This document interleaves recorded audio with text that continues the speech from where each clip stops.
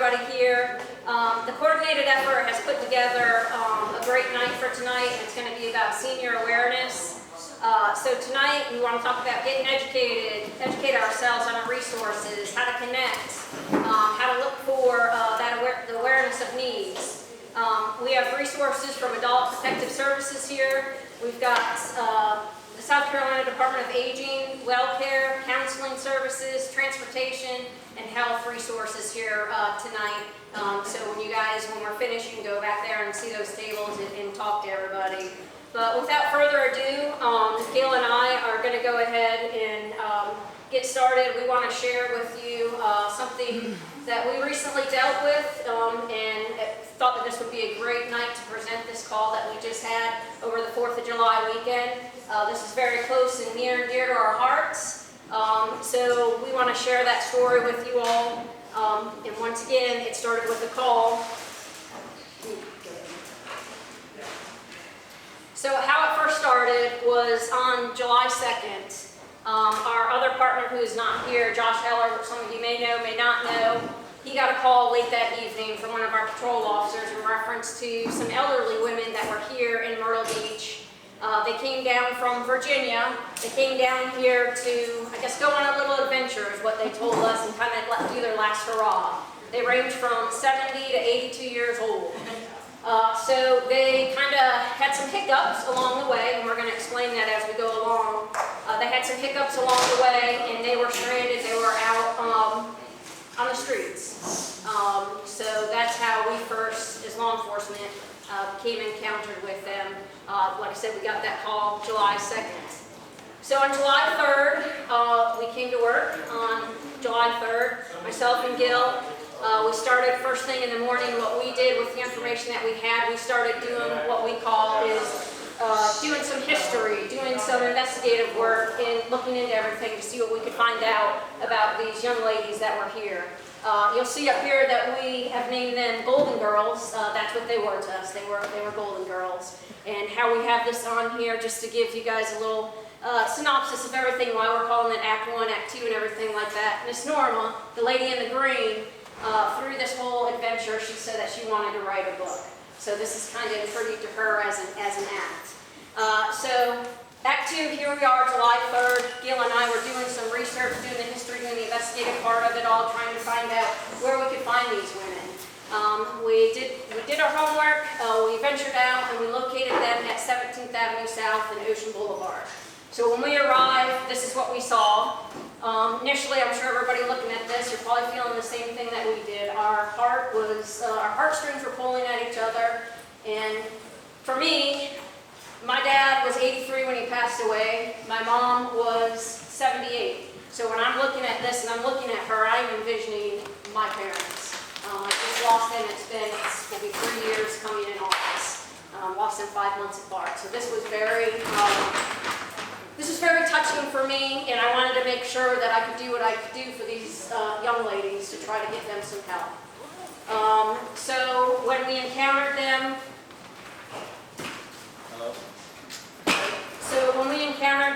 we started speaking with them, asking them, what brought them here to Myrtle Beach? Why are they here? Why are they here in this situation? What we learned a little bit about from them from this day one was that they were all from Virginia. There was 4 of them. They were best friends, lifetime friends. They decided, like I said, once again, to come down to Myrtle Beach to do like that last hurrah, that adventure. They called it their adventure that they wanted to go on. They had some, as I said, some hiccups along the way. I don't want to give you too much because we're going to go day by day is what we found out a little bit at this time. So this is where we're at right now. So when we encountered them, they were in good health. Thank you, Sergeant Best. I appreciate that. They were in good health. They had their faculties about them. They just were down on their luck. And like I said, once we get going into the story, you'll understand that a little bit more. I don't want to give all the pieces of the puzzle away just yet. So we spoke to them about maybe going to the shelter. They had stayed in the shelter, I think it was one night, I believe it was, 1 or 2 nights.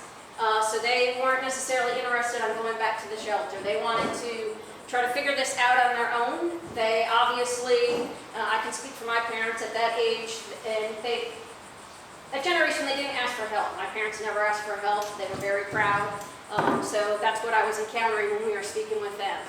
And they kept referencing a friend. A friend was going to give them money. A friend was going to help them out. A friend, but this friend didn't have a name. So that was kind of, obviously for us in law enforcement, that gives us some spidey senses. Well, who is this friend? How do you know this friend? That kind of stuff. So we did learn a little bit from them that they came down here. Obviously they had to find a way to get here, right? They had a car. So they had a car. We found out that that car got repossessed over at 14th Avenue South. So their friend that they kept saying was going to help them get that car out. But the friend doesn't have a name. Don't know who this friend is or any of that at this point in time right now. So obviously our wheels are spinning because we're thinking certain things, right? We made sure that they had plenty of water because obviously over 4th of July weekend, everybody does remember it was starting to get very hot here. So it was hot. We made sure they had plenty of water. We went and we got them food. We got them some lunch and everything like that, and made sure that they were taken care of. We were probably out there with them that day for probably about, if this is going to be for the panel, so. We were probably out with them at that point in time for probably maybe 3 to 4 hours that we were out there trying to gather whatever we could with them.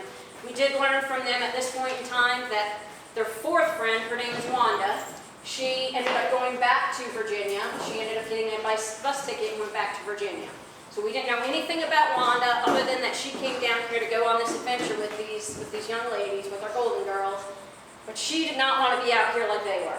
So she got a bus ticket, she went back home. We found out that the third friend, Patty, Miss Patricia, she ended up going into the hospital about 1 o'clock in the morning because she had some medical conditions that were going on. So she was at the hospital when we encountered them. So right now we have Miss Norma and Miss Kathleen. So that's where we are with that. So what we did with finding out the information about Wanda, we went and we did some more homework. I was able to get a phone number for Wanda's sister.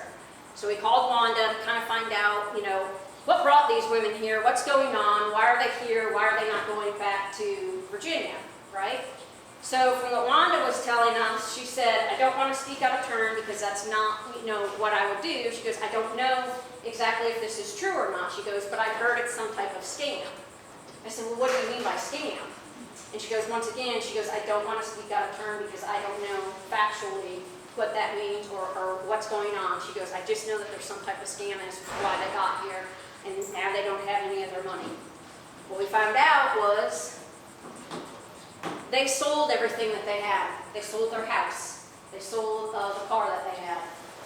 So this is just what we're finding out at the end of the day on July 3rd. Missing anything else with the third? As far as the car goes, their friend was going to pay $6,000 to get their car back from the creditor. I don't know about you guys, but I have some good friends, and I'm not going to give them $6,000 to get their car out. So right there, I thought that was kind of funny. And they were waiting on another friend to get them a hotel room for the night, but they said they were having trouble accessing the money. They didn't really go into any further detail on that. They were just saying they were waiting on their friend to get them a hotel. This one, they didn't want to go to the shelter. They had their families bound, they could get around. We had no, at that time, reason to take them into emergency protective custody because they were able to get around, they had their families bound, they knew where they were, what they were doing. So that was the end of our day with them. After we left them, we reached out to some other resources to try to get them some more help. And we were just hoping for the best at that point. Yeah, it was kind of door closed, door closed, door closed, door closed. So July 5th comes around. First thing that we do is we go and find our Golden Girls to see where they're at, to see if maybe they did go into the shelter or what. What you go from. So I don't know about Steph, July 4th was a city holiday, and these women were on my mind the entire day. We knew, the last we knew, they didn't have any shelter. They didn't want to go to the women's shelter, and I was just hoping that they found something in the meantime, like Steph said, being very hot that weekend. So July 5th, we came into work. The first thing we did was go to that same area to see if they were there, and lo and behold, they were in the exact same spot we left them on the 3rd. This Kathy, as you can see here, did not look as healthy as she had the day prior. I don't know if you guys can see this very well or not, and I know there's no way to make this bigger, but if you can see, what we came across was her lip is drooping down. So this is what we see when we come on July 5th. There will be some more chairs in the back, sorry. So after seeing that with Miss Kathy, we called for EMS to get her checked out. She had told us she had had strokes in the past, so we were thinking maybe that could have been what was happening with her now. So we got EMS out there. She initially did not want to go to the hospital. Her friend Norma looked at us and said she needs to go. We agreed. We said, yeah, she definitely does need to get checked out. Kathy was concerned about her friend and didn't want to leave her by herself, so we assured her we would take care of her and get this figured out. And one thing I'll point out too, with what Gil just said, those ladies had a really good bond, they had a really good friendship, they had a really good trust with one another, and like he was saying, Miss Kathy didn't want to go. And that's when Norma looked at us and like Gil just said, she needs to go. Absolutely she needs to go. And so Norma said, please go, I will be all right. And that's, Gil and I looked at Kathy and we said, we got Norma, don't worry about her, we're going to make sure that she's all right. You go and get yourself situated. So while we were waiting on EMS, the staff asked Norma what her plan was for the day. And that's when Norma kind of gave us the one clue we were looking for. She said, we're waiting on the key for our house. What house are you talking about? She said Patricia's friend is going to have a key for a condo down here. We're just waiting on him to get that key. So that's when we started putting together with the information we got the night before about it being a scam, that this was not adding up. So we asked about the friend that they were referring to. Miss Norma didn't know him very well because this was someone that her friend Patricia had been talking to, but she did have a phone number. So she said there was a gentleman named Alvin, and when she provided the phone number came back to Jamaica area. So at that point in time, she gave us the phone number and said it came back to Jamaica. I called the phone number. Actually, I was surprised somebody did answer, and it was Elvin. I said, hey Elvin, what's going on? He's like, oh, sorry, just waking up. I said, okay, what's going on? And he goes, I'm not here right now. I said, okay, where's here? And he goes, well, I'm out in California. I said, okay. I said, I hear you're giving promises that you can't deliver on. And then he got very upset, said a few things, and hung up on me. So I tried calling back. Obviously, he didn't pick up the phone or anything like that. Then, while I'm on the phone with Elvin from Jamaica, Gil's learning a little bit more about the friend who's called Colin. So Norma said that her friend Colin is the one that's going to be getting their vehicle out of impound for them. I asked how she knew Colin. It was strictly over the phone. She had told me that she first started talking to Colin back in January, that's when they had been in Myrtle Beach since January. In the Horry County area, yeah. So they sold all their belongings. They were kind of just hotel hopping since January, just living it up, having their little adventure. Well, Mr. Collin had been promising to help them along the way. So the first thing he did was tell them that they owed $5,000 in taxes, but that he would help them pay. And that his wife had passed away, and it was her dying wish that he help these ladies out. So when I questioned Miss Norma about when she saw this money go into her account, she said she never saw the money. She said it would go into the company account, and Mr. Collin would take care of whatever bills they owed, and that she would have to send him a processing fee. She never got specific throughout this entire ordeal about how many times she sent him money, but the last one she sent was $500 for a processing fee. And the company And the company that he works for was Homeland Security. Homeland Security. Yes, Last yes. time I checked, Homeland Security had little to do with your taxes. Or promise to get your car out Yes. of index. Yeah. So she was very defensive with this individual because she had built that relationship over a 6-month span. And now she's hearing from 2 people she doesn't know that this person is not trying to help them, that this is a scam. So it took a leap of faith for her to trust us on that, because it was very hard to break that trust that she had with this gentleman named Colin. There's no telling how much money was sent to him. They would never get into that detail or how many times she sent money to him, just that he was always a friend that was there to help. So that was the second person that we know. we don't know if it was another person, if it was Alvin himself, we have no idea. So, once EMS gets there, we get Kathy taken care of, and I decided, well, I'm going to give Miss Norma a ride up to the hospital to GSR so she can meet with her friend Patricia, who had been there for a couple days at this point. And she talked a little more in the car, still very defensive of Colin, still saying that she thinks he's trying to help, but that every time he sends money, it goes to the company's account, and then he'll take care of things from there. So it was still, up until the end almost, very hard to break that trust that she had for this gentleman, just because he had his hooks in her pretty deep, pulling on her heartstrings, and she believed anything this guy would tell her. And one of the things too, if I may say, that she kept focusing on was that was his wife's dying wish, was to help these ladies. Now remind you, he doesn't know them. They don't know who this wife was. It was just a random phone call that they got. But she was so fixated on the fact that that gentleman's wife's dying wish was to help these older girls. So I get Miss Norma right up to the hospital. The staff at GSR were amazing. They let her stay in the room with her friend Patricia, let her get a shower, enjoy some air conditioning. They had been out on the streets for, at that point, we're not sure, a couple of weeks. So the staff at GSR was absolutely amazing and took care of them, looked after them while we were continuing to get our plan together to get them back home. We were finally able to convince them that going back to Virginia was the best option for them. Now keep in mind, they sold everything, they had nothing to go back to. They don't have any family. Both of Patricia and his husband had passed away a number of years ago. They never had any children. So the only people they had back in Virginia was their friends from church. So they had nowhere else to go. So Steph and I started putting a plan in motion and getting them set up to get back home. What that includes is going through new directions. William Hauser, he helped us out tremendously with this. He was our go-to guy for everything we needed, and he was able to arrange them bus tickets. The buses do run on Saturday, but because people are in the hospital, you have to be at the bus station, I believe, by 11. Yeah. They didn't get discharged until almost 2 o'clock on Saturday. So we started planning on getting them in. The shelter was willing to take them in for a night. They spent the night, on the 5th, they spent the night in the hospital.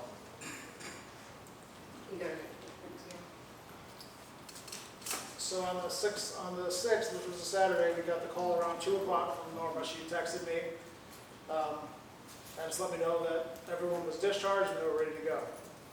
So we hopped in our cars, went up to the hospital. Our other partner, Josh, went as well. And we started making those arrangements. I took Miss Norma and Kathy in my car, and Josh took Miss Patricia. She had to go get some medication from the pharmacy first. And then we got them over to the shelter and started the planning for the bus tickets on Monday morning. There's no buses that run on Sunday, so they had to wait a day in the shelter. Again, William Hauser, amazing. The rules of the shelter are, if you're not in the program, you're supposed to leave at 7:30 in the morning, and you have to be back no later than 7:30 in the evening. Being 100 degrees outside, after these women have spent 2 weeks out in the elements, he actually allowed them to stay, which was amazing for us, because there's no telling what could have happened if they had to go back out. And just to reiterate the ages again, 82, 76, and 71. Yeah.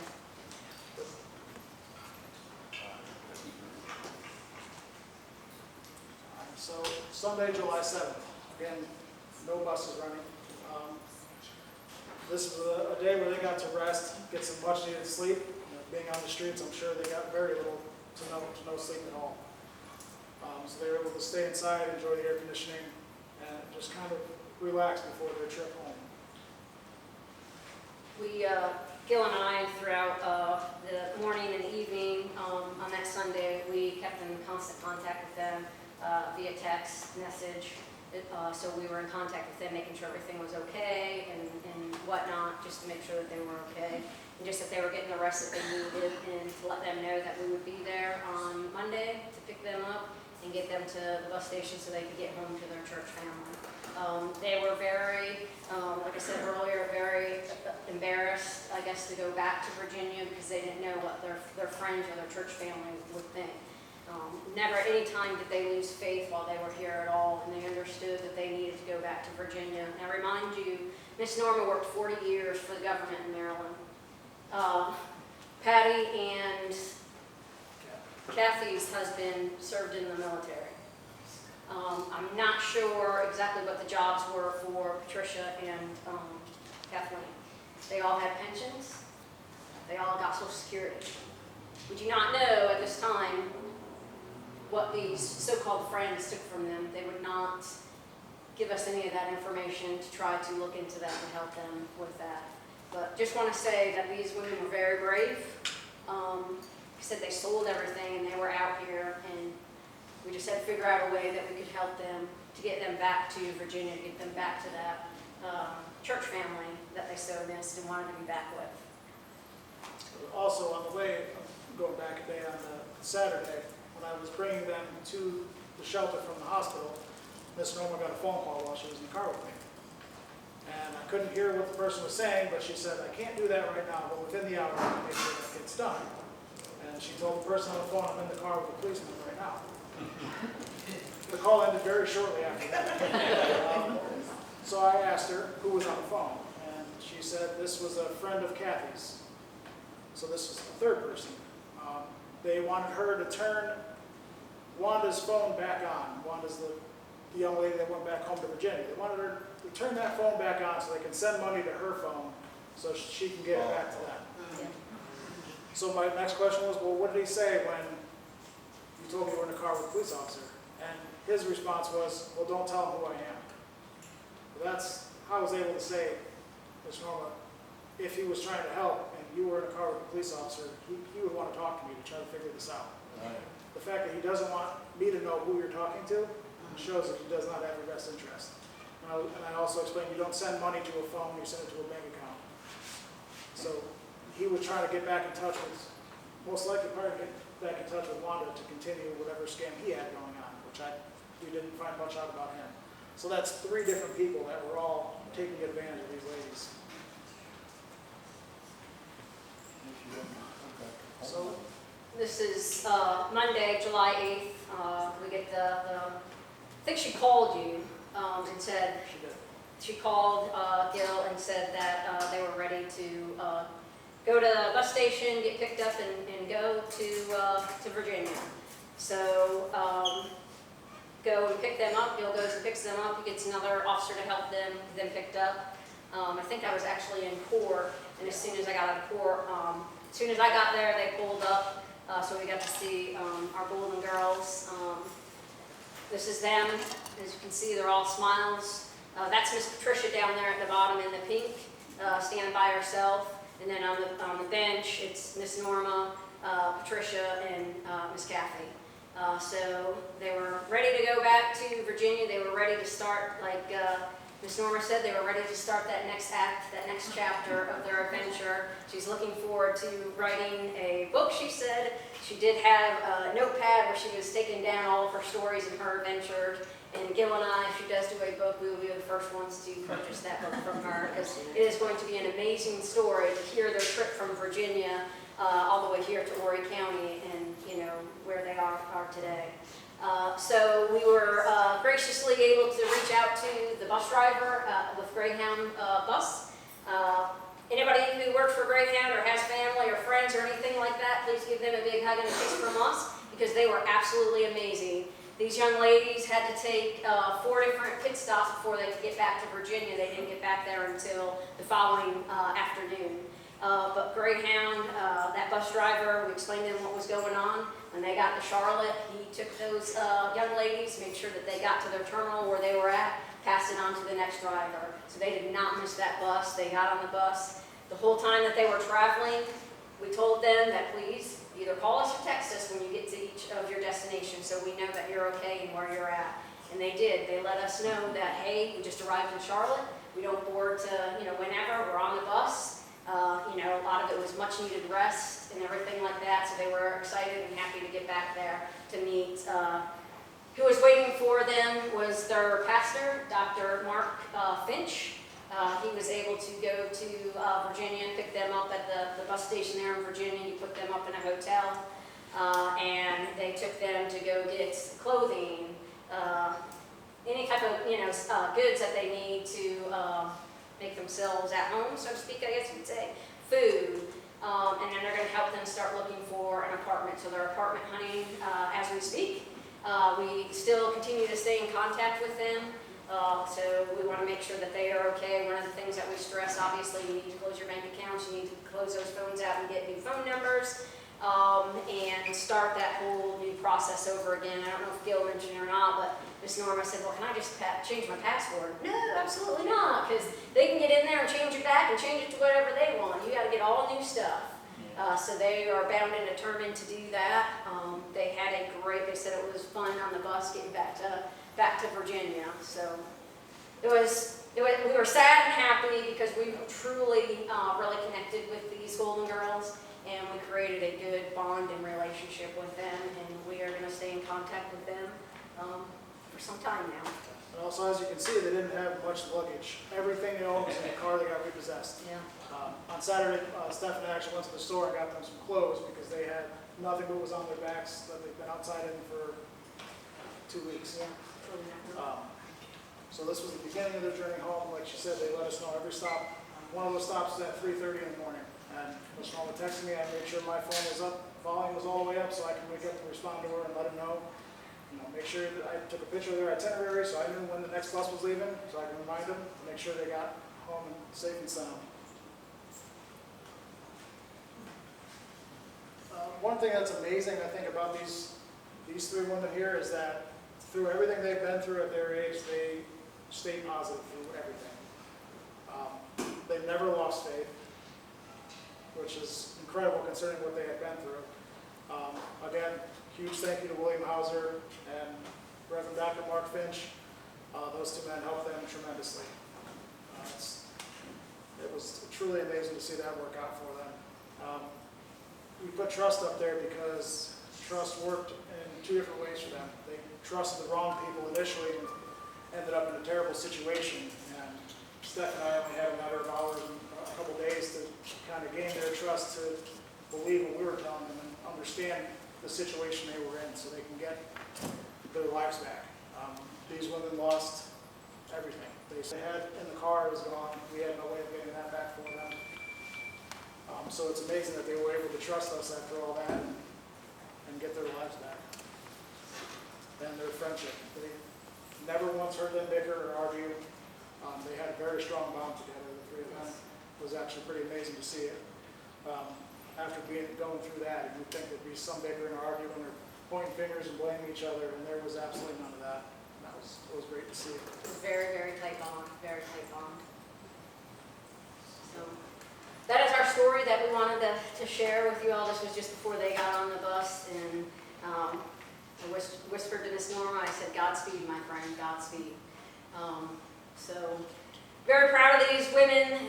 They are our heroes. I'm glad that we stumbled across them to get them help, to get them off the streets, because I didn't want to find them in any other manner.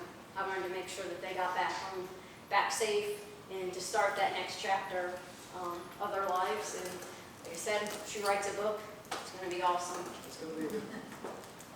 I know Steph's been policing all longer than me. I've been doing this for 6 years, and by far this is the most rewarding thing that I have done in my career so far.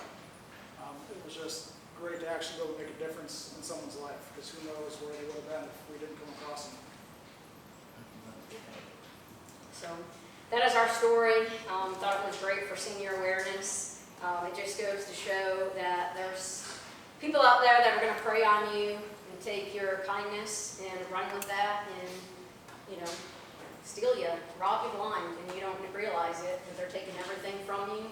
And as soon as they're done with their mark, they're going to go on to the next one. And that's what was so heartbreaking, because these guys, since January, built a relationship with these women that was a false relationship, and they just believed that they truly were going to help them and get their car out and get them a condo and get them a Mercedes-Benz. All of these women, and it was horrible that they had to go through that they sold everything they had to try to believe this person who was scamming them. So just one of the things to get from us, just be careful, be mindful of all of that. And just, you know, watch your friends, watch your neighbors, watch your loved ones. Just make sure that nobody becomes a victim to these scammers out there. And these just all started with a phone call. Yeah. When I told Steph, when I first got my City of Myrtle Beach phone, I had it for about 3 days, and I got a call, and the gentleman was telling me that my Amazon account was hacked. And I said, wow, that's amazing that it was, because this phone number is for the Myrtle Beach Police Department. It's not a personal phone. His response was like, just kidding. And that was his only response. I haven't heard back from him yet. So it just shows how easy that happens. And all these issues started with just a phone call from a random number. So like I said, that's our story. We'll be more than happy to take any questions if anybody has any questions. I Yes, missed ma'am. the first part of it. How did you first contact them? What was your first encounter? So how we found out about this was our other partner, Josh, got a phone call late that evening on July 2nd, and that's how we found out about it. So when we came in first thing in the morning on July 3rd, we went ahead and started opening up our investigation and doing what we could to try to find these young women. And then when we found them, we just started, like I like to call, peeling back the layers of that onion. And They reach out to someone in the department, or? nope, just kind of had a casual encounter with law enforcement. So that's kind of all how that started. Kind of, how are you doing today, ladies? Yes, yes, yes, yes, ma'am. They're lucky. Question, when they're running the streets like that, how do they get their cell phones charged? I mean, where do they go? So what we found out from them is that they did go into some like hotel lobbies, or there are some places that have fixtures obviously outside, and they were able to get those phones charged. They only had the one phone, because one phone, obviously Wanda took that back with her, something happened with that, it was cut off altogether. And then the other phone was in the car, so the only phone that they had was the one that Miss Norma was carrying, which is around her neck right now. But that phone actually belonged to Kathy, but Miss Norma was the one that was in charge of the phone. So, They all have their jobs. yes, they all had their jobs, and hers was to keep her other phone. Yes, ma'am. They weren't afraid to sleep on the street at night? Well, Miss Norma, this is what she told us the first day that we met with her. She's like, this is so interesting, this is so awesome, I get to see the world around me. Of course, you know, that's what she's saying, that's what she's wanting us to believe. You know, I get to meet so many people are so nice, everybody's been very generous, everybody's been coming up to us. You know, and what I'm thinking in my mind is no, they are working you because they are going to befriend you and then hopefully Get what you try to get something from you. But she looked at them as they're being nice, that they're coming by to help her or doing whatever for her. But on the day that we all went to the hospital on the 5th, she looked at me and she said, oh, it's scary out here. I said, yes, ma'am. Especially being out there by themselves. I'm glad you So felt that, not because I not didn't having know. anywhere to sleep or anything like that. The first time that they were able to get some sleep was that July 5th in the hospital. And anybody here is here from GSR, God bless you. You're awesome. Thank you so much. I can't say kudos enough for that nursing staff. They were phenomenal. Any other questions? Awesome. Okay. Well, we'll go ahead and Well, you deserve a hand. they're heroes because they said they didn't lose faith, didn't lose positivity, and they were ready to pull those bootstraps up and just start all over again. But they're the real heroes. It's nice to know that we have police that represent this place with a heart. Thank you. It really helps. Thank you, sir. Thank you. So we'll go ahead and get started with the rest of the evening. And what we're going to do is we're going to invite our panel guests up here, ask them some questions, and then give the floor to you all, and you can ask some questions if you would like. But our first panelist, come on up, Russell Rich.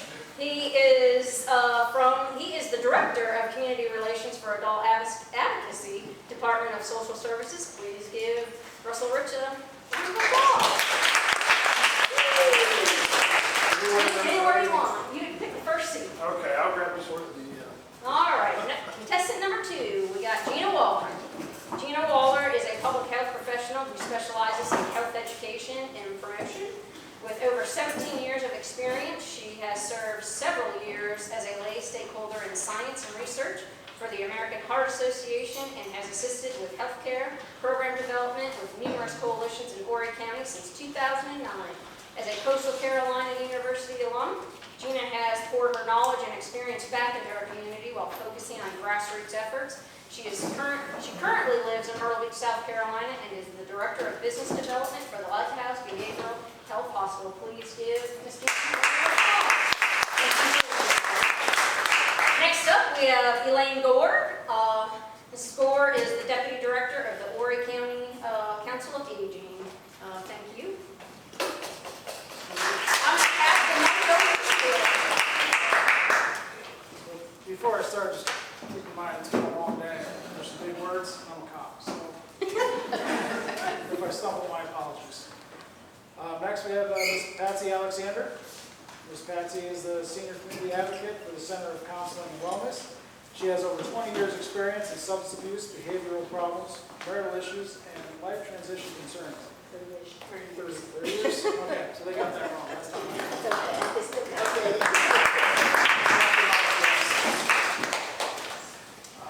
Next up, we have Ms. Antoinette Jenkins, the Southeast Regional Coordinator for South Carolina WellCare. Ms. Jenkins is a Community Relations Specialist with WellCare Medicare Advantage Plan. Her role is to help facilitate the goal of improving the quality of life for the seniors in our communities. She assists in organizing and participating in community events, informational activities, and volunteer activities to promote the organization's mission and values. She serves as a point of contact across the state of South Carolina, forming effective partnerships with organizations, businesses, and individuals who have like goals of serving their senior community. She is a resident of Columbia and has been part of the insurance field for 10 years. She is continuously looking for community partners as well as new opportunities to serve. Ms. Jenkins, come on up. She's just our research coordinator on the Medicare advisors. I'm Josh Wolf. Oh, Come on up. Come on up. again, not my fault. All right, well, Just the messenger.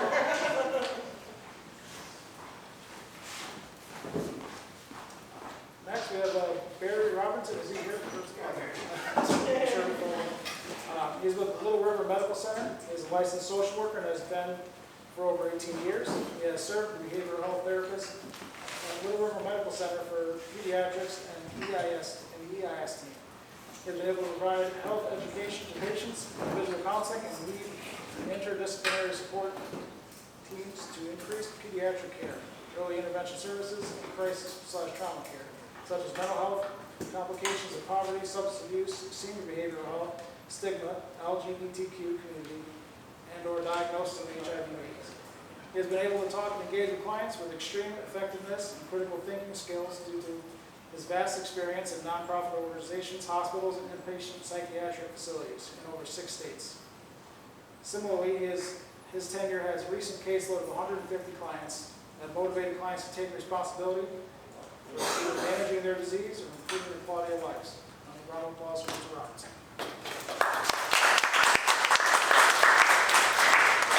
thank you all for being here. Obviously, if we didn't have you on the panel, we wouldn't have a great night ahead of us. So, with question number 1, I will, if you guys, whoever wants to pipe up first, or if you just want to go right down the road, it's all up to you. Paper, rock, scissors, however you want to do it. We're good. So the first question for you all is, please share with the group what the primary responsibilities and or mission of your agency is and how your agency accomplishes them. Yes, I'll introduce myself. I am Becca. I'm a Neighbor to Neighbor, South Carolina. We are a nonprofit that actually provides transportation, food pantry deliveries, and senior companionship to our seniors and people with disabilities throughout Horry, Georgetown, and Williamsburg County. Hello.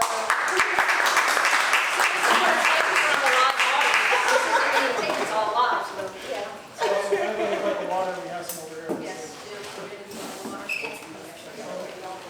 All right, whoever wants to take the first go.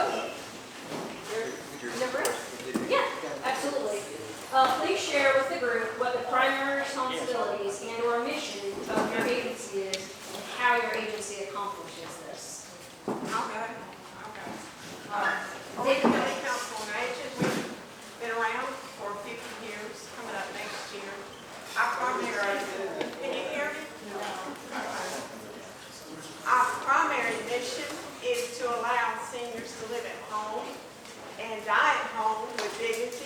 and in as much independence as possible.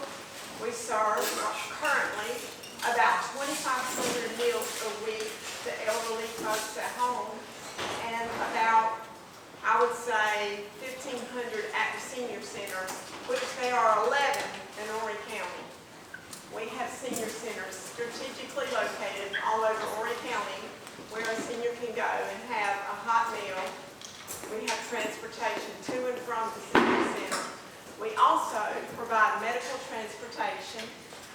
We did over 600 appointments last month. That is a relatively new service we started 2 years ago. Since COVID sort of ended, it didn't end, but since we got back on our feet, our services have doubled over the last 2 years. So our primary mission is to seniors in Horry County to provide those services that I just spoke about. We also provide nutrition education, exercises, activities, well care checks in the senior centers. We partner with many folks to provide as many services as we can, including activities, which is so important not to isolate, stay home, and go into dementia, which is the worst that can happen. And I'll have to say, when they were talking, I was thinking, you know, these ladies, because, you know, financially is usually where it starts. People lose financial IQ. But anyway, so that's who we are.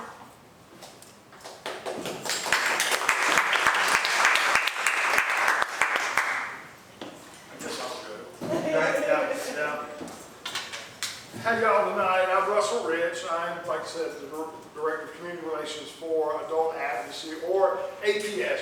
You'll hear both. You'll hear people say APS, Adult Protective Services, and then you'll hear people say Adult Advocacy. Several years ago, we started changing our rebranding a little bit to Adult Advocacy, because unlike a lot of these up here, APS does not provide services.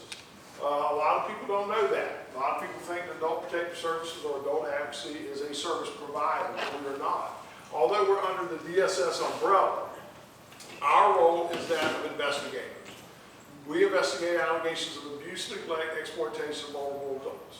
That's the first thing we do. Second thing we do is once we decided or figured out that these allegations are more or less true, that that person is a vulnerable adult, then we coordinate protective services to help that adult.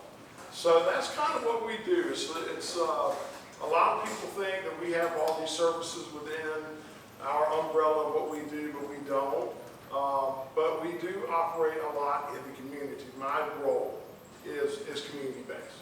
I do this all the time, speaking with groups, working with law enforcement, working with hospitals and other groups. So, yeah, love to talk about APS and what we do.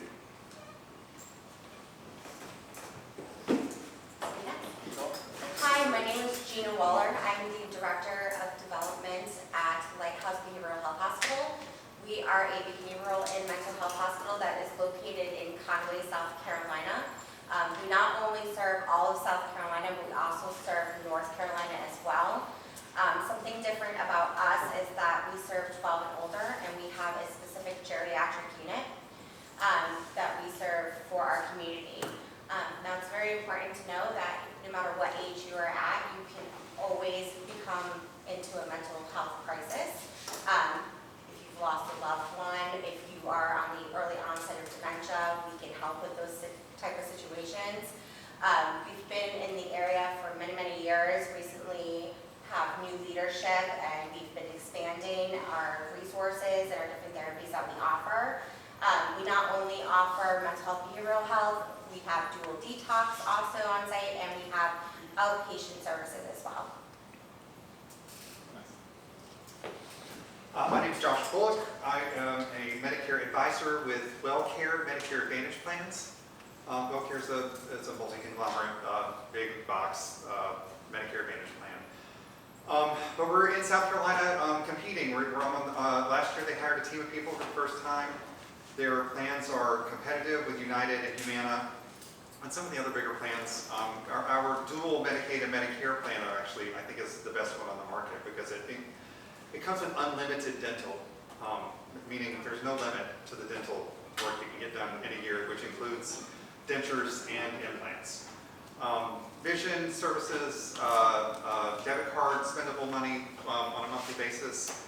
And we're out in the community just trying to help people get the coverage that they need and explain it to them in a way they can understand. So if there's anything we can do to help.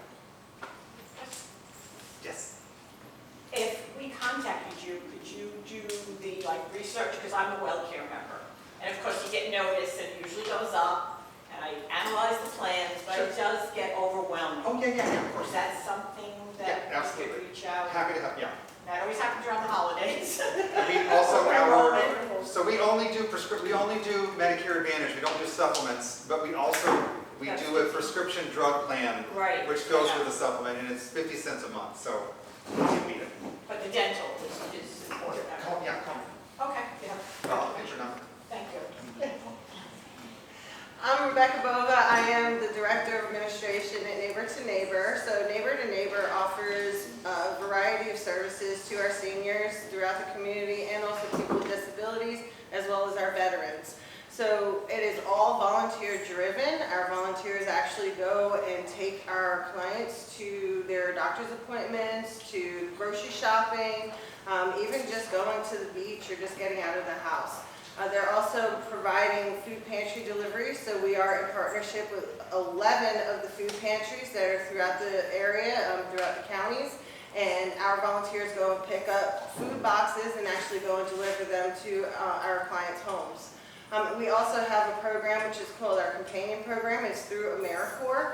And AmeriCorps actually, the program is a companion program where we have volunteers that either go into other people's homes and just are a companion. They play cards and, they may help with a little bit of light duty housework, but it's really just being a friend and having that communication, somebody to talk to. Because at the end of the day, there's a lot of people throughout our community, especially our seniors, that have disconnected from their family, or they may not even have family that they speak to. And so our volunteers are the only people who they may actually talk to for that week or whatever. So we call it more than just a ride. It's not just an Uber or a Lyft. Our volunteers really engage with our clients, and they actually get to know them, and they actually create a friendship and a special bond between each other. As a matter of fact, when COVID started, we were only providing transportation, and we ended up bringing in the food pantry boxes, and also we had volunteers that were not comfortable with driving people, so they wanted to start calling the people just to stay connected with them. So we also do have that Connect Call program where you can actually sit at home and just pick up the phone and call somebody just to make their day, kind of give them a check-in. We do have our volunteers are trained to be able to let us know if there is any kind of issues that they notice, some kind of a downgrade in their health or anything with them, and they bring it to our attention and we'll reach out to their emergency contact. But we are always looking for volunteers, clients, or we are always open to receiving client applications as well. But we do have a table in the back so that y'all can get more information, and if you'd like to sign up to be a volunteer, or if you need the services yourself as a client, we are definitely welcoming you. So my name is Barry Robinson. I work mostly in the behavioral health department. I've been working in behavioral health for about 20 years or so, and so I work for Little River Medical Center. We actually work more in adult medical care. And so we work under probably something we call the PCBH model, which is the primary care behavioral health model.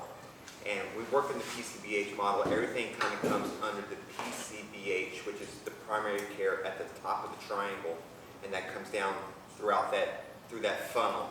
So for example, when it comes to our senior care and our behavioral health, the individual who is a senior care who comes into our system will come through our primary providers, and we try to trickle down services through the primary care.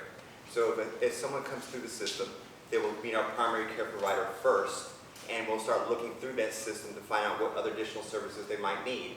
So for example, they might need dental care, they might need HIV care, they might need anything from substance abuse. Anything might be needed through the primary care provider, and through that referral services or that evaluation or assessment can be seen through the primary care first. And then through the other 6 sites, that might be the best vision or might be seen as a team or interdisciplinary team, and those services might be seen, whether it might be seen through Little River, might be seen down here at Joe White, or it might be seen through Carolina Forest. We try to provide the best services possible. Services might even be done through telehealth. They might be done in person. So we try our best to try to accommodate best possibly as things start being gone through the 21st century. We take Medicare, we take Medicaid, and other insurances as possible. There's so many unique changes that have gone throughout this time period over the past 20 to 30 years. We try to accommodate those individuals and accommodate their families. It's such a unique dynamic now through primary care and adult medical care that we try to meet the families where they're at. I also work HIV and AIDS. There's been a new changes now through adults, through risky behaviors, new changes that have gone through dietary changes, nutritional changes. There's been a new changes with diabetes and new changes with eating habits that change. I've worked through assisted living facilities, skilled nursing facilities. I've worked through changes that are happening now with families, with placement. So as we've gone through now with primary care, families have new needs. Senior cares have new needs. So we try our best to make sure that we can meet the families, make sure that our senior care is as much independent living as possible, and we try to make sure they have transportation.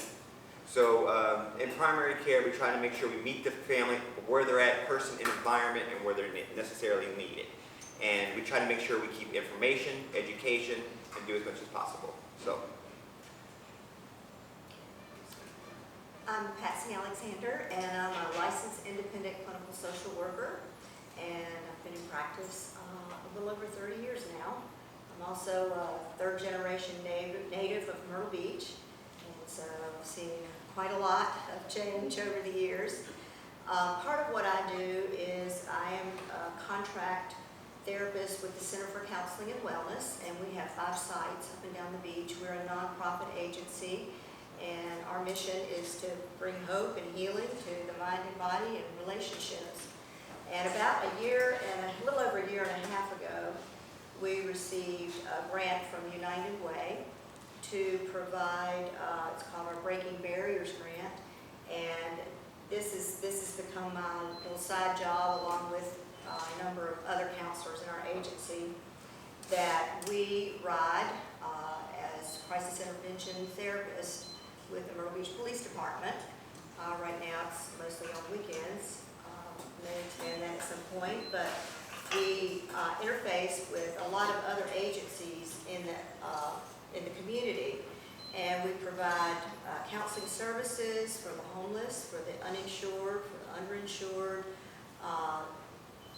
moderate income, rural population, Warren County. And I don't want to miss anybody, so I'll give you a list of all of these agencies that we interface with. A Father's Place, Friendship Medical Clinic, New Directions Family Shelter, New Directions Men's Shelter, New Directions Women's Shelter, North Strand Housing Shelter, Project Lighthouse in Sea Haven, Sanctuary Recovery Foundation, Sea Haven, the Center for Counseling and Wellness, and the Loris Center for Counseling and Wellness in North Myrtle Beach.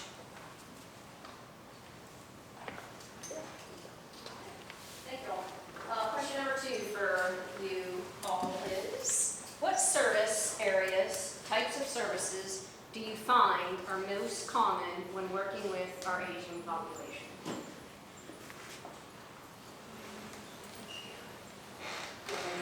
Get interested? So the question is, what service areas, types of services do you find are most common when working with the aging population? Food and transportation. Food and transportation. Food and transportation. Food and transportation, most definitely. I know some of the harder areas are definitely the rural areas of, like, say, Georgetown, Horry, and Williamsburg counties. It is really hard to get services out to the people out in those areas because it's just such a shortage of volunteers as far as our aspect is concerned. And I'm sure it's another issue with other agencies too. I do know for us in APS, you know, our focus is to help folks age in place. You know, we don't want to see folks go into facilities. Now it happens, but that is one area that our state, I'm part of the state's facility closure team. I'm team lead for that. One of the problems that we've run into over the past couple of years is we have a lot of nursing homes, assisted livings that are being shut down. Last year alone, we lost over 450 plus beds in our state. This year, we've lost almost 150 this year. So one of the problems is a lot of these facilities that are Medicaid, we live in a state where primary insurance for a lot of folks is either Medicare or Medicaid. Medicare doesn't necessarily pay for a nursing home or assisted living, so Medicaid is very important. When you lose those amount of beds, that's very difficult. Therefore, we've really focused a lot now in the past several years about helping folks age at home. Why? That's from our federal mandate through the Agency on Community Living. There's some new mandates or new regulations that came out July 1st, which really is going to focus us on having people age at home, which is good, because if you look at the statistics, people do better when they're at home. You look at them, most folks, when they go into facilities, don't do well. The only one that I've ever known do well was my aunt, and she was nosy, so she liked to be in everybody's business, so she loved being in the facility. But generally speaking, that's not the way it goes. So services we're typically working with, the transportation, the food services, but another area we see a lot of is home health and AIDS. So those are some of the things that we look at. Why? Because these services can come in and help that adult age in place, and that's what we want.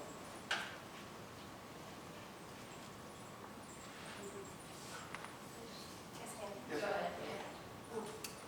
Has any of the group yet compiled a list of your group name and telephone numbers that we can have access to know how to reach anyone? We have brochures back with everything on it. Yes, ma'am. So I'll answer the question too, I guess. So what I see, I serve a dual role in my day job as a counselor. I typically work with a different population than I do when I'm on patrol with officers on the weekends. And what I see a lot of during the day with that population in private practice setting is I see a lot of grief and loss. People dealing with loss of loved ones from COVID. I see people trying to navigate life transition, whether that be, you know, am I going to be able to stay in my home? Do I need to go into some sort of community, continuous community residential center, and getting them, you know, transition that way. Also see depression, anxiety, major mental illness, any type of mental illness. But on the side job, it's quite different. And what I encounter most there that is just simply heartbreaking, and especially when this affects our older population, is homelessness. And we have a real problem with that here. We do have some shelters that we do, like I said, work with through our Breaking Barriers grant, and they can get a bed if there is a bed available. But there are not many beds available. We had a counter on Ride Along recently. We were patrolling one of the parks and saw somebody lying on a park bench, and this is about 11:45 at night, and went to check on this person, and long story short, she was 77 years old. She had been staying in one of the shelters, and she, as you mentioned earlier, they go out during the day to take care of business, look for work, what have you, and then come back before 7:30 at night. Well, as you all know, it's been extremely hot, So she got out, her goal was to get a phone, and she got disoriented. She fell, she hit her head, and she didn't have a phone to navigate her way back. So thank goodness we found her, and we got her patched up and sent back over to the shelter where, they were just worried sick, and it was just so heartwarming to see them just embrace her at the door. They're all in their pajamas and they're like, oh gosh, we were so worried about you. And fortunately that was a good situation, a good outcome, but there have been others where there was not a bed available, and I had to use other resources that that I was able to come up with to either feed people, get them shelter, what have you, won't go into all that. But we definitely need more beds for folks. We have a problem with that. I'd like to add on to a little bit what you were saying as well. We're talking about a more common increase, or something I've been working with a little bit more, is grief and bereavement counseling, which has increased probably over the past decade or more. And also probably the more increase in psychotropic medication for our community with seniors. It's came to a point where our generation is now living longer, and now our population is now either one partner is living longer than the other, or maybe they're outliving their children. Yes. And so it seems more and more our population has come to the point where there's more depression. And there's more seniors now who are now receiving more services, whether they're going into med management, or they're receiving it from their primary care provider, or they're actually now going into psychiatry or psychology, and they are now receiving like a Wellbutrin or something else. And now the side effects, or even the adverse effects of the medications, are a little bit more severe, or they're causing, they're not taking it, they're taking more PRN, or however they're taking it, but they are taking more. They are prescribed taking antidepressants or anything else, and it's becoming more prevalent where it was not. And so it is becoming more common in our field where our seniors are now taking more antidepressants or psychotropic medications, and the education has to be there more and more. Right. And so it's also in combination with the other medications you're taking regularly on a daily basis. And it's just providing that education a little bit more and letting them know, and whether we have to inquire, is this causing this, or is this causing that? And we just need to, just have to be more informative and say, hey, what's going on? Are you okay? And just, checking up on everybody to make sure, is this causing this or this causing that? And just to make sure, is it this causing, whether it be fatigue or tiredness, or is this causing dehydration, or what's going on with their medications to make sure they're okay, because we don't want to cause them to be not doing their activities of their daily living, their ADLs or anything else. And because this is a new chapter what's going on with our psychotropic medications and things, because it's becoming more familiar that we're starting to prescribe medications about what their mental health is, because like I said, depression is becoming a little bit more and more, because for example, husband might pass away soon and wife still might be here, or brother and sister might pass away and the couple's still there. So it's just something we got to check up on everybody, because like I said, we are a community and we got to make sure everybody's okay. So And that's where I like to say that our companionship program actually comes in. We actually had a volunteer who then turned into one of our clients, who then started receiving some of our companion visits. He actually got very close to one of our volunteers. He would go in and play cards with them and stuff like that. Now, that gentleman, our client, had actually passed away. And his wife actually has reached out to us now because she too would like to have a companion, somebody to be there to talk to kind of fill that void of her spouse passing away. So there is a lot of different great organizations throughout the entire community, throughout the county, all the counties surrounding. It's just pretty much just finding what you want and what you're looking for. There is definitely people out there that really would love to help. And I'm sure some of y'all would even love to be able to help and give back to your community as well, so just keep that in mind.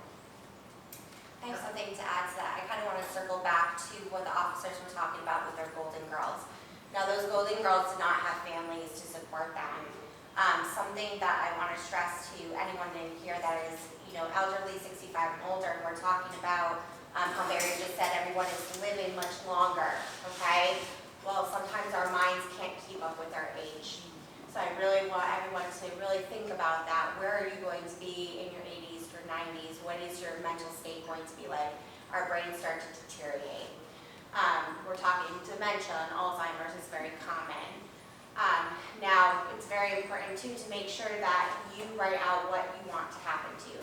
If you don't want to be in placement, if you want to live at home long term, if you have a mental health crisis, what are your wishes with that mental health crisis? And it's very important, especially in the state of South Carolina, to make sure you have all your I's dotted and your T's crossed. Making sure that you express this to your family members that you trust. If you have a POA, if you have a medical proxy, even more so, say if one of those Golden Girls had dementia, they would be able to give money to whomever they wanted, no matter if they had a POA or a medical proxy, because somebody didn't have guardianship over them. And that's something that is not spoken about quite a bit, especially in this area, is that if you don't have someone under guardianship, they can leave, go wherever they want to. They can give money to whoever they want to, even if they've been deemed mentally incompetent by a provider. So I just want to make sure everybody knows that tidbit of information, because that's not always expressed. Even if you go to an elder law attorney, first thing they're going to say, let's write your will, let's get you a POA, sign somebody up for medical proxy. But if you are not within yourself, somebody can very easily come up, a complete stranger, do what they did to these women, take all of your money and take you because you're going freely. Nobody can stop that, not even the police, without somebody having guardianship. Yes? I have a question for Patsy. Do you offer counseling services to husbands or wives who feel that their partner is getting close to like dementia or having cognitive issues? Do you counsel Sure, that I mean, individual? there are caregivers, so many, I don't know the number, but there are a lot of people that are providing caregiving to family or husbands or that are not paid and are coming up quite tired and burned out. And a lot of these folks are in their late 60s and 70s taking care of their parents who are living longer. So, yes, I would say if you suspect that your loved one has a neurological issue, dementia of some sort, that you would really want to get to a neurologist or have a neuropsych assessment. Anytime I see someone, the first thing I'm going to do in my assessment is I'm going to try and rule out any medical problems. Do we have a thyroid issue going on? Do we have any number of things that could be going on? So you want to get, you want to get that part ruled out first, and then we can talk about, how you can, some coping strategies. Yeah, the coping. Yeah. Just to add to that, once you have those diagnoses, then you are eligible for additional benefits. You get a lot more financial help towards those specific diseases with health insurance. So you want to make sure you get the diagnosis as early as you can. I have a question that was a little bit earlier topic, and that is someone who can't handle their finances. Do we have a department that will provide a public judiciary for an individual? You can get a payee. Now, do we have a public department of that? Is a Yeah, state-run, city-run? Yeah, unfortunately, one of the biggest issues we have in the state is that we do not have a public guardian program. You go around some states, they have these programs where we have a guardian ad litem program, but they only operate within the court systems. And they're We do not volunteers, have- aren't they? They're volunteers, At life? yes, sir. We don't have a program like that as far as a guardian program where these folks, that's what they do. So in the state of South Carolina, one of the things we run into a lot, and I'm glad she said something about that, is that we will often run into folks that have gotten to a point now to where they're no longer able to make decisions. They're no longer, they've been deemed to be incapacitated. They can't, and the problem is, then you're trying to find a guardian, conservator, fiduciary, somebody who can then come in and kind of take on these roles for these folks. One of the issues is that a lot of the folks that do those are paid. And, you know, if you got the money to do it, great. Yeah, it's expensive. It's about $20,000. It's So quite anyone knows. Just a quick question if I may.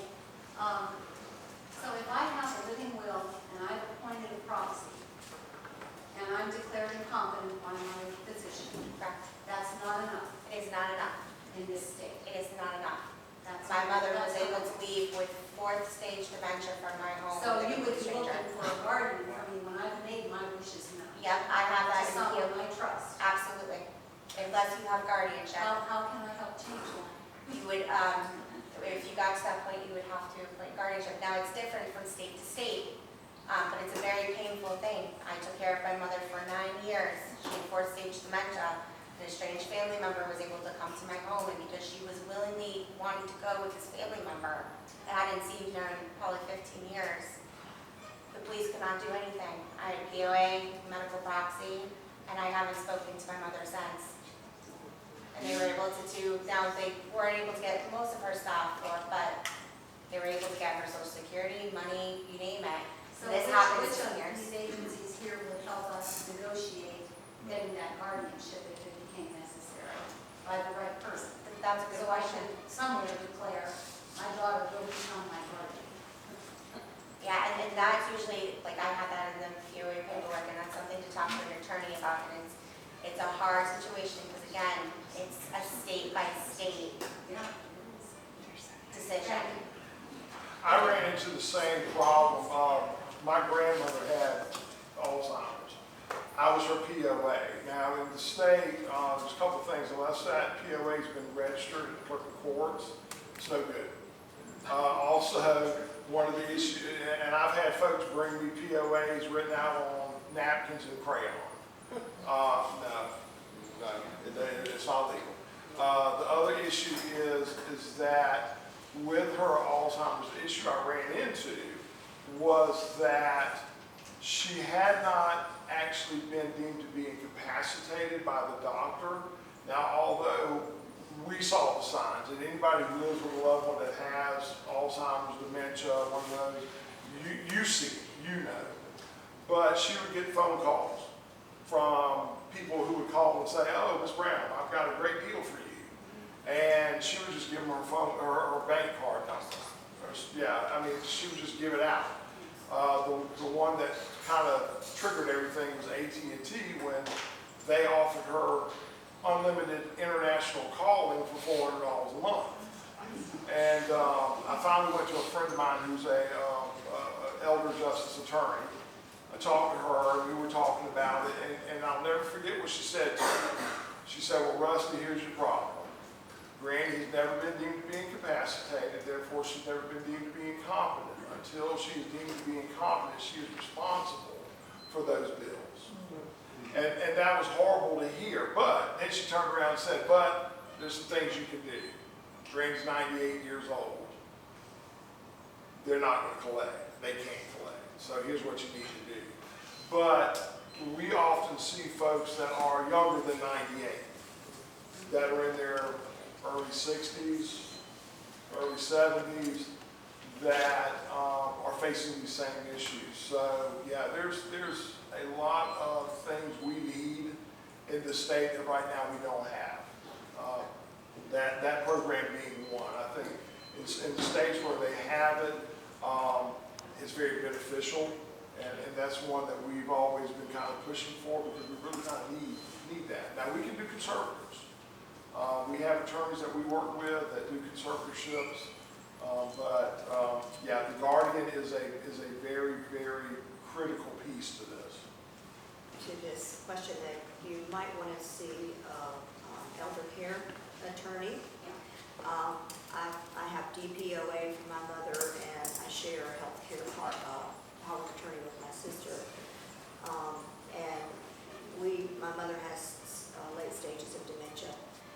And when she went to the attorney, I told her, and I tell my clients this, you need to think about what you want. And unfortunately, we don't usually think about that until we're there, right? We don't think about what am I going to need when I'm in my 70s, 80s, whatever. But you need to think about what you want, because if you don't, somebody else may think about what they want for you. So it's really important to make a plan. You can, a power of attorney by someone who's not deemed incapacitated can be revoked. So you can designate whoever you want as your durable, and they would make decisions about finances and other things, or just your health care POA. And you can still, if you wanted to revoke that, you could. The other thing you can do when you see an attorney is you can ask, you can designate your assets. You can deed things to your children if you want to. There are options for protecting, so, but you do need to see an attorney for that. That's not something that we would, or a counselor would be able to help you with. I have a question. I've been ill for the last year, and my whole body's been affected, but my brain is, I couldn't work a TV remote, let's put it that way, and still can't some days. I've been calling, trying to find help with my medications. I'm screwing up my medications. I take like 12 prescriptions and 6 vitamins they want me on, and sometimes I look and say, where's my Bible? Where's my... Other times, I don't even know I've missed them for a week. And my husband does everything for me as it is. Everything. I do nothing, unfortunately. This will be fixed, hopefully, when they find my weight right. But who do I go to get pills made up? I've asked all my doctors. Amazon actually has a new program. Mark Cuban has developed a prescription drug program through Amazon. The problem with Amazon, they won't accept military insurance. That was my first place I tried. Because all the pills come in a prepackaged envelope, like it's all done. They said they'll do it, but I have to pay for 100%, and that's expensive. Do you have TRICARE for Life? Yeah. Okay, that's good. Yeah. Barry, doesn't Little River do the packets now? Yes, we do the packets, yes. Yeah. So Yeah. then you just tear it, it comes in the day. I can't find a pharmacy. Little River Medical Center We have has a it. pharmacy in Little River. Oh, really? Yes, we do. I have been on the phone with so many of these. Yes. They can even Little River separate Pharmacy. day and Yes. night. Little River Medical Center. Yes. I did this for my father when he was elderly, even when he went into assisted living. They said it's a safe way to do it, so I was doing it in Georgia, but I hadn't found a way to do that. Okay, thank you. We also have some volunteers too that would be willing, we've actually had some volunteers that go into our client's home and actually help them to organize their medications in a pill organizer, whether it be for the whole month or it be for the whole entire week. Because some pills they won't fill until I only have 3 days left. And then I've got this one's that I can fill 2 days later. I can't keep up with it. It's just, and it's keeping me alive, but that won't work. Plus you don't want to double dose also on some of your medications. It happens. Yeah, I've done that. Oh, goodness. I have a question for Russell. I don't know if your department will do this, but is there a way to sort of become an advocate for pharmacies in the grant strand to get them onto a program like Amazon? Or is it whoever has the prescription there? Yeah, we struggle with that too. Because one of the things that we often run into when we have folks that we're trying to help age in place is they're finding some of these pharmacies. There's some out there, but some of them are very localized. I don't know a whole lot here. I know there's a couple in Columbia where they do the little packets. There again, that is something that, we advocate for it, but there again, that falls on a whole different department, you know, as far as how that's handled. So, yeah, we try our best with that. Just so you know, all FQHCs in this area have pharmacies pretty much, especially if there's Little River Medical Center. There's also Caretaker Plus that has 2 facilities. They have one in Conway and one in Pawleys Island. And then Little River Medical Center has numerous. But both pharmacies through FQHCs, they give an amazing discount to seniors. They also have a program, it's called a sliding fee scale, that you can apply for that's based on your income, so you can possibly get a discount on the medications as well. So not very many pharmacies do that. And then they have the prepackaged pills as well. So that's something to really look at too. There's a lot of programs at they're called Federally Qualified Healthcare Centers, FQHCs in this area. They're phenomenal. They have a lot of resources, especially for seniors. And it's a great way, especially if you're on a very tight budget, to get to be able to see a doctor at a good price. They work with you on that too. You can do a sliding fee scale to see your provider. You can get a sliding fee scale for your medication. You can get a sliding fee scale for therapy services too. So it's something to look into. Yeah, so I worked at Little River Medical Center for 9 years, and I was their first behavioral health director. And one of the things that we've come a long way in FQHCs in terms of provision of services for the community, and they do have outreach workers there. Yes. And you want to talk about that? So we have outreach only at Little River location in Little River, and we also have at Joe White as well. So there's a multitude of services that can be provided to you there as well, also including also insurance benefits, also any additional services you might need is there as well. And they mail your prescriptions through home if you would like as well. That is another thing, especially if transportation is an issue, you can ask for your pharmaceuticals to be mailed to your home. Yes. Last question for you all. What service areas or types of services do you find your staff to have the most success? Well, I can say for us, and I'm happy to say that we are helping folks now where if you looked at APS 10 years ago, about 10 years ago, there were a couple Supreme Court rulings that really kind of changed the direction of APS in our state. These Supreme Court rulings really kind of said, hey, you know what, you're not going in the right, you need to kind of change that. And one of the things we said was, first of all, we have to respect people's rights to self-determination. We have to respect somebody's rights to live the life they want to live where they want to live how they want to live. So that's one of the things they said. The other thing they said too, basically in a nutshell, was you need to help people age where they're at.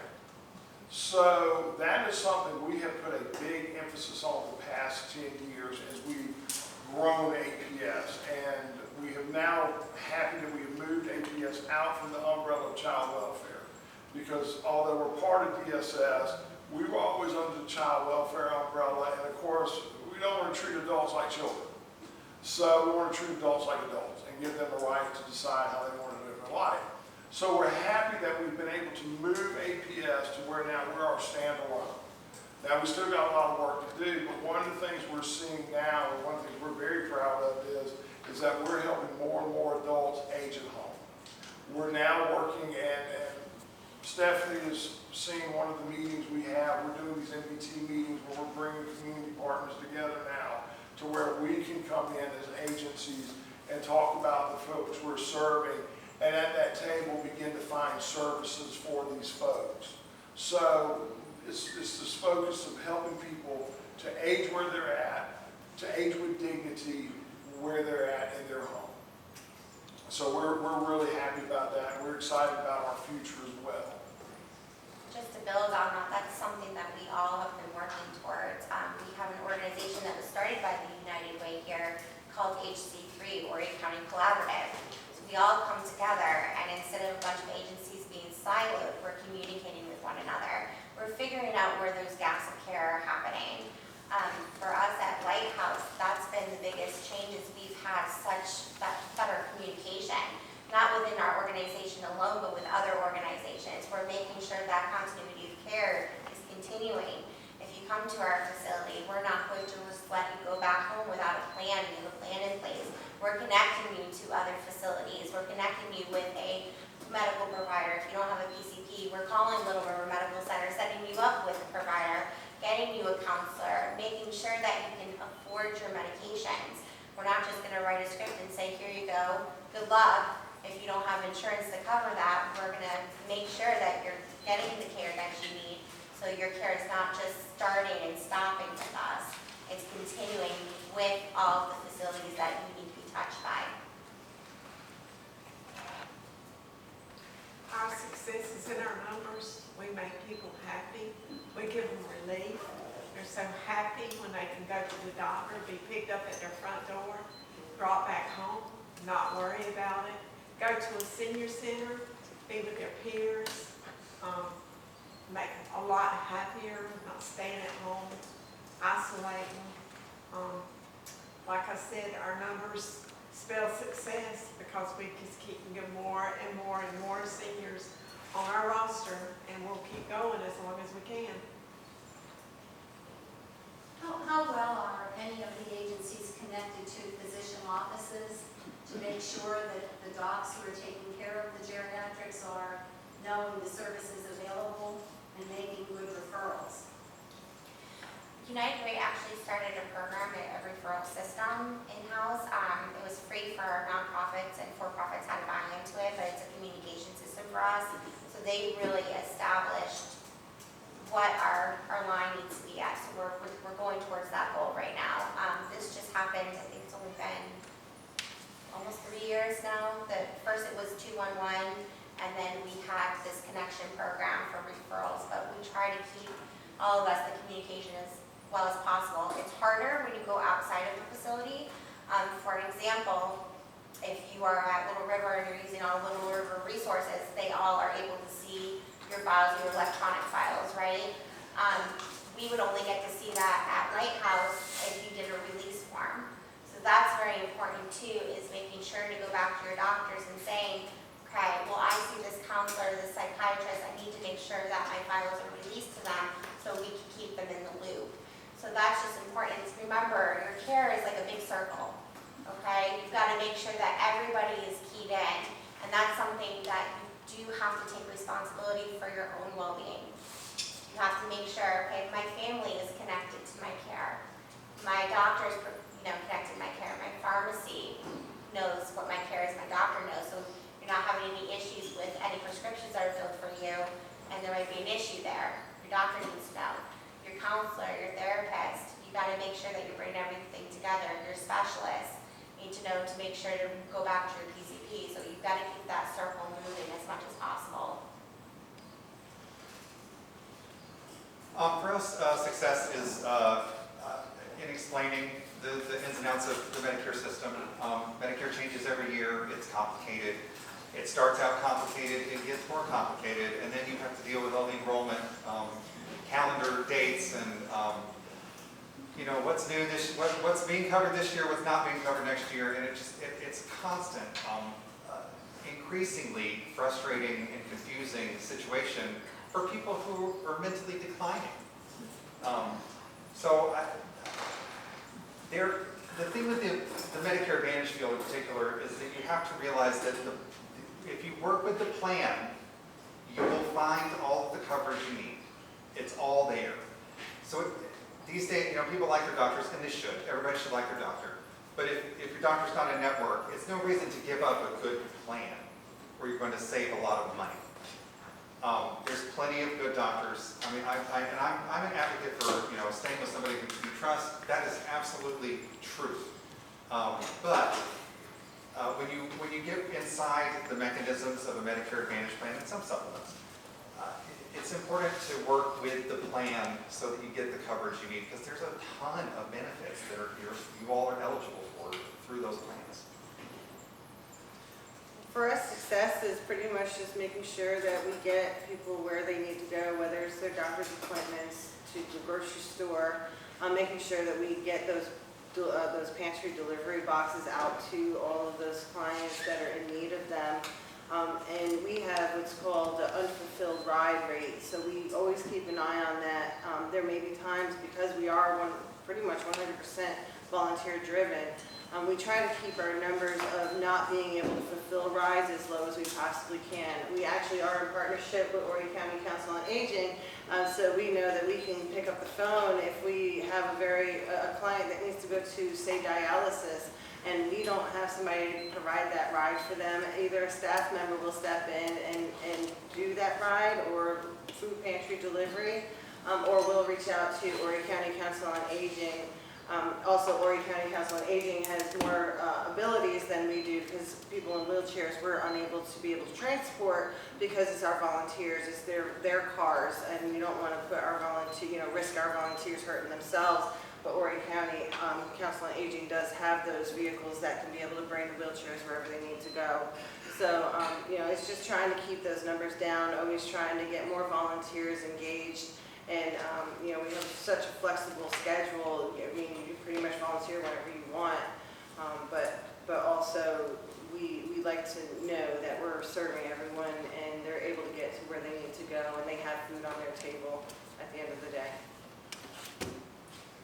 Another level of success for us is to be able to fill those gaps that primary care cannot do, and to be able to fulfill and get those referrals out and get those other levels of care, or the higher levels of care that primary care cannot do. Primary care has such, can only reach certain levels of medical care. So with the interdisciplinary team that we have, we're able to make those referrals and to be able to reach those other levels of community-based services and other levels of medical care that are out in the community. So whether it be our nurses, our CSRs, our behavioral health staff, or even our other providers can reach out and say, hey, let's get out there to the food bank. Let's get out to our home care. Let's go out there and get home health. Let's get out there and get other providers for our clients and our patients that are out there. So if they're able to get those referrals as fast as possible and get those gaps needed for our patients, whether it be a hand-to-hand, or whether it be a phone call, or whether it be an official referral with the additional HPI or whatever is necessary to get that complete. So for example, if someone has SI or Better Off Dead Thoughts, and we contact the Lighthouse, or our MAT program is able to get somebody into recovery, or whether somebody needs to get somebody direct home health and get that pill box ready for someone who's not being successful. To get our staff ready, to get someone ready by the time they get home, that is success for us. And to make sure that that family or that patient or that couple is ready and taken care of on a regular basis, it's very important to us, because we know that would be a very holistic approach, rather than just saying, okay, we're just primary, and making sure that they feel that they're needed and they're going to be follow-up for their needs, whether it be a 6-month or a 4-month or a 2-week visit. So it gives us a chance to say that all their gaps are being taken care of. So that's kind of our success, really. So, I guess you said the question is, what are the... Success, Well, their okay. successes. I think it turned into that anyway. Yeah, so, when I take a client, I'm going to do a thorough assessment, and we're going to develop a treatment plan with goals based on your needs. It's not my goals, it's your goals and your needs. And you're going to be caught in the net. You're going to have support, because I think that's important, particularly when we're older. And also, if you have pre-existing mental health condition, anxiety, depression, what have you, then we will get that under control. Usually cognitive behavioral therapy is primarily what is efficacious for that. And increase your socialization. There's a lot of loneliness and isolation. It's a very pervasive problem right now. So I think when you are in therapy, you are somewhat caught in the net, and your therapist can advocate for you with your doctors and other providers that you may have. And if you begin to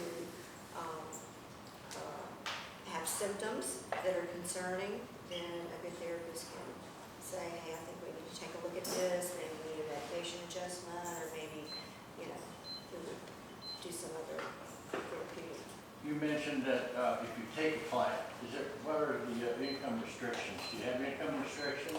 At the Center for Counseling and Wellness, we have a number of counselors that can treat pretty much anything you can think of, from any kind of mental health, life transition, alcohol or substance abuse, and There's we will no take, income limit, or they don't we fall will into take any you bracket? regardless of your ability to pay.